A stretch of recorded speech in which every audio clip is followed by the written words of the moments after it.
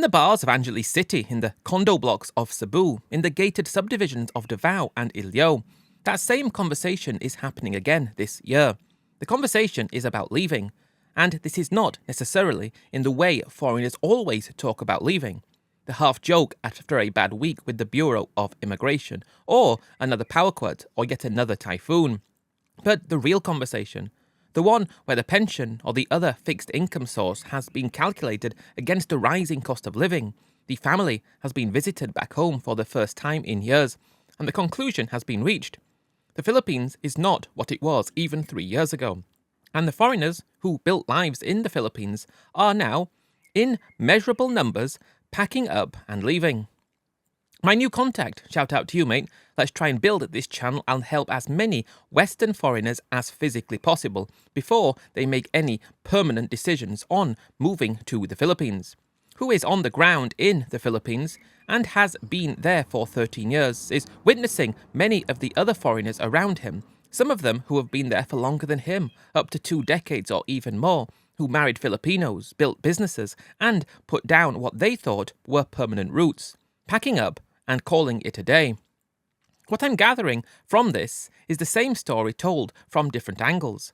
The country has changed, the sums no longer add up, the political weather has gone bad, and the welcome that brought them there in the first place is being slowly replaced by something colder, more bureaucratic, and more openly hostile to the foreigner who is no longer arriving with new money to spend. This is not a video about whether you should move to the Philippines. This is a video about why so many of the people who decided to already move to the Philippines are now reversing the decision.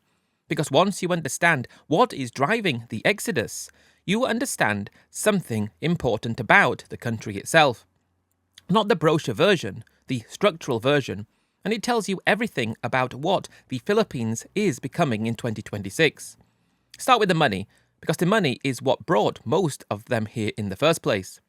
The Philippines sold itself for 2 decades as the cheap, English-speaking, friendly alternative to Thailand, the country I've spent 20 years in, and I'm currently using my platform over on the Thailand Deep Dives channel to spread the truth of life in Thailand and how it's not what it was for Western foreigners. I'm also building my website. It's currently a work in progress, but if you want to do your own deep dive, the source for material for this video can be found in there. Before it was always a given, the pension that bought a comfortable life back at home bought a luxury life in the Philippines. It worked, that was the deal. The pension that wouldn't stretch at home, that bought a comfortable life in the Philippines, and the appeal was real. This is no longer happening. If we take a look at the Philippines, inflation rates in April 2026 hit 7.2%. That's the official figure from the Philippine Statistics Authority, the country's own data agency. The same agency had recorded 1.4% inflation in April 2025. In 12 months, the inflation rate has more than quintupled. Food inflation specifically hit 6% in April, up from 2.9% in March. The food on the table is going up faster than almost any other major category. And for foreign retirees on fixed pensions paid in dollars, pounds or euros, this is a structural disaster. Because here's what most foreigners do not understand until they have lived through it. Even though the Philippines peso has been relatively stable in 2026, unlike the strengthening of the Thai baht, the pesos themselves now buy substantially less food, less rent, less electricity, and less of everything that makes up a monthly budget. The squeeze is not from the exchange rate as of yet. The squeeze is from inside the country itself. A pension of $2,000 a month, which was a comfortable upper middle class income in the Philippines as recently as 2023, is now, after the food inflation and the rent inflation and the utility increases, a tightening budget. The retirement villages in Tagaytay and Bacolod and Subic that were sold as affordable paradise 4 years ago are now budget calculations that no longer make financial sense without many compromises. And the foreigners on the marginal end of the affordability curve, the men on a single state pension, the couples on combined fixed incomes, the early retirees who calculated their 20-year plan in 2020 figures, are finding out one electricity bill at a time that the numbers have moved. The second reason is everything I covered in the Foreigners Are Collateral Damage video.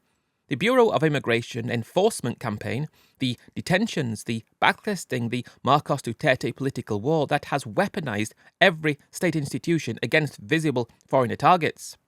The conveyor belt that has been built and that does not stop running just because the political reasons for building it have shifted. Long-term foreign residents have reported a steady tightening of the visa rules, visa renewals taking longer, annual reporting requirements being enforced more strictly than in previous years. The ACR iCard annual report deadline now actively penalised for non-compliance. The administrative friction of being a legal foreign resident, they say, has measurably increased. This is not enforcement against criminals. This is the steady tightening of the daily grind of being a legal long-term resident, the foreigner with the Filipino wife and the kids and the small business and the property in her name is finding that every renewal cycle takes longer, costs more, and produces more uncertainty.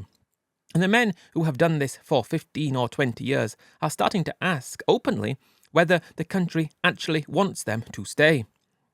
The Philippines Crime Index in 2026 sits at 43.5% according to Numbio's international comparative data. The index has been climbing for 5 years in a row.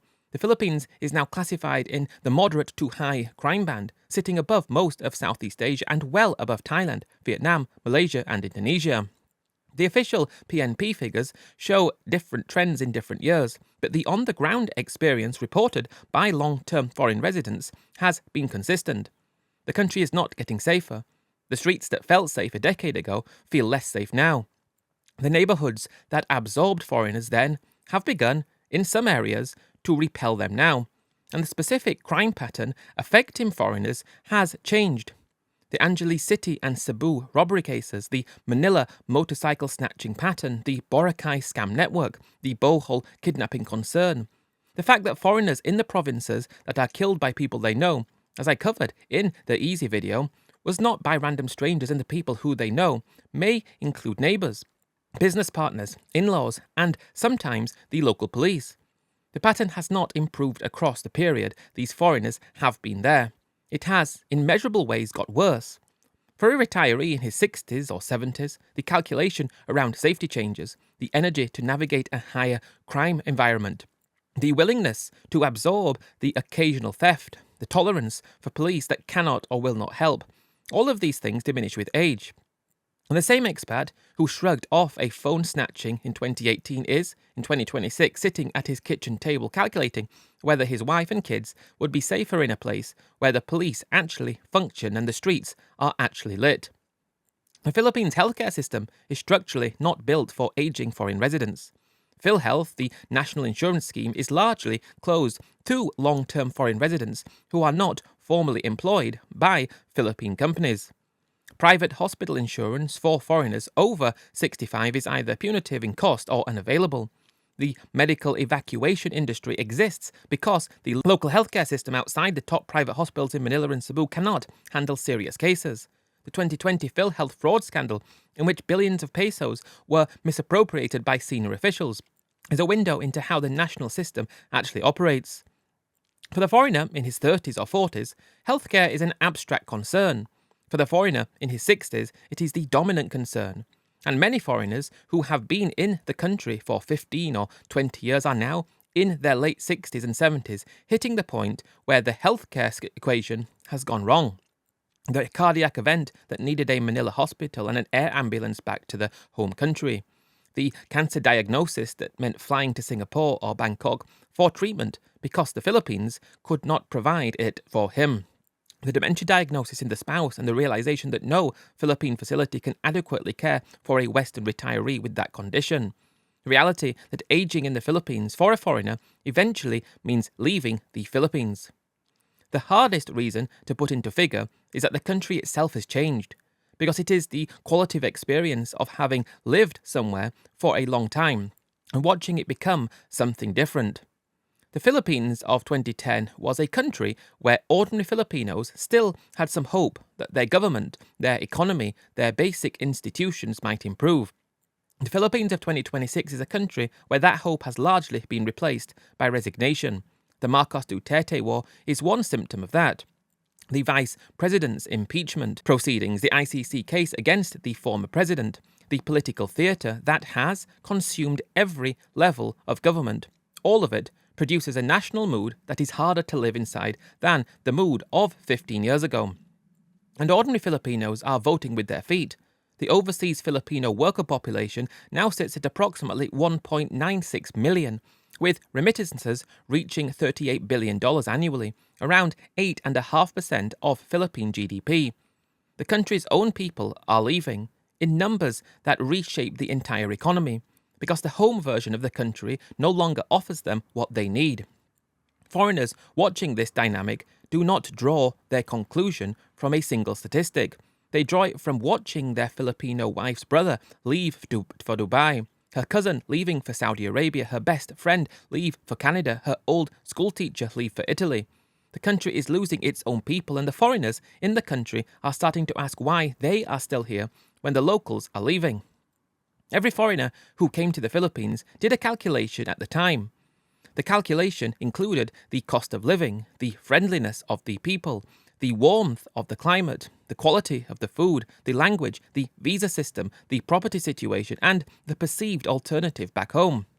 For many of them, the calculation made sense in 2010, not 2015. Britain was getting more expensive. America was politically alarming to some. Australia was unaffordable. The Philippines, though, was warm, cheap, friendly, and English-speaking. The sums worked. In 2026, the sums have shifted on every variable simultaneously, and the Philippines is no longer cheap. The old margin is not there anymore. It's disappeared and does no longer exist. The environment around it has hardened, the visa system has tightened, the crime has not improved, and the healthcare has not improved also. The political environment also has got worse, and back home, while many of the trends continue, the comparative gap has narrowed. A pensioner returning to the UK or to the US or to Australia in 2026 is not returning to the same financial impossibility he left 10 years ago. The home countries have problems. The Philippines has problems too. The arbitrage that brought him to the Philippines has narrowed so considerably to the point where many foreigners are now, honestly, just better off going home. The reason most of the men spoken to do not say out loud, though, even though it sits underneath all the other reasons, is the realization that they were never going to belong. That after 20 years of marriage, 20 years of contribution, 20 years of trying to integrate, they were always going to be the foreigner. The visa renewal, the financial requirement, the neighbour's polite distance, the wife's family's quiet expectation, and that the money would never stop, the country's structural commitment to never letting them belong no matter how long they stayed. The realization that the Philippines, for all its surface warmth, was never going to give them a country in the way the country they left had given them. And also that going home, even with all the home country's flaws, was going home, and the Philippines was not. That realization, for the foreigners reaching it in 2026, is the thing that finally tips them over the edge. The numbers could be borderline, and the man could stay. The numbers could be tight, and the man could stay. But once the man has admitted, even silently, that he was never going to belong, the numbers no longer need to be the decisive factor. The numbers are just the excuse he gives his wife. The Philippines is losing the foreign residents who funded the local economies they lived in, who built businesses, who employed Filipino staff, who paid rent to Filipino landlords, who bought property through Filipino spouses, who paid school fees for Filipino stepchildren, who put money into communities that needed it. The conveyor belt model the Bureau of Immigration and the political class have built around foreign arrivals does not account for what happens when the long-term residents start to leave faster than the new arrivals come in. The Philippines has begun to model this. The Department of Tourism is still running campaigns in foreign capitals. The Bureau of Immigration is still processing visa renewals as if the numbers will keep going up forever.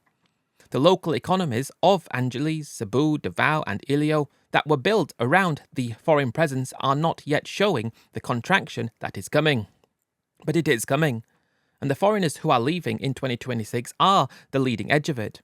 If you are hearing this from outside the Philippines and you are still considering moving there, the honest message is this: the country that the brochures and the YouTube channels and the retirement guides are selling is not the country that exists in 2026. The numbers that worked in 2015 do not work in 2026. The crime that was tolerable in 2010 has trended in the wrong direction for 5 years running. The healthcare that was acceptable in your 40s will not be acceptable in your 70s. The political environment has actively worsened. The Bureau of Immigration is no longer the relaxed administrative body it was a decade ago. And the foreigners who have been there for 20 years, the ones whose experience is worth listening to, are leaving. If they are leaving, you should at least understand why before you arrive. Because the reasons they went to the Philippines are not true anymore. And the country you are imagining is not a country that you will land in. The Philippines was a country I considered myself once. I've been many times, but I've been changing my mind on moving there for a while now, and the only honest thing I can do is tell the truth about what's actually going on there right now. Thanks for tuning in, guys, to today's Philippines deep dive. Hope to be able to bring more of these to you. As I said, I'm working with someone now. Huge shout out to him. Hope to bring more of these. Anyway, check out the Thailand deep dives as well. Thanks, everyone, and catch you in the next one, and bye for now.